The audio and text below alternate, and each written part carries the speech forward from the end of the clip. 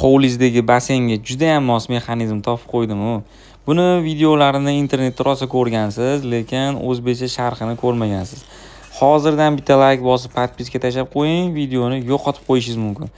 Ko'rayotgan detallarning hammasi alyuminiy hisoblanadi. Buni ichiga bo'lsa remen joylashadi. Asosiy basseynni himoya qiladigan qismi tentdan tashkil topgan. Bu mexanizm O'zbekistondagi pergola mexanizmiga juda ham o'xshab ketadi, sababi uni ham ishlatiladigan tenti va buni ham ishlatiladigan tenti deyarli bir xil. Ko'rayotgan bo'lsangiz, mexanizm pultda boshqariladi. Oxirida buni ustiga nerjavika qolip kiyg'izib qo'yiladi.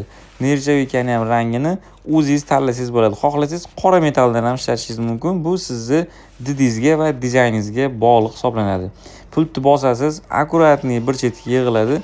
Kerakli paytda yana yopsangiz, relslardan yurib, yana orqaga qaytishi mumkin.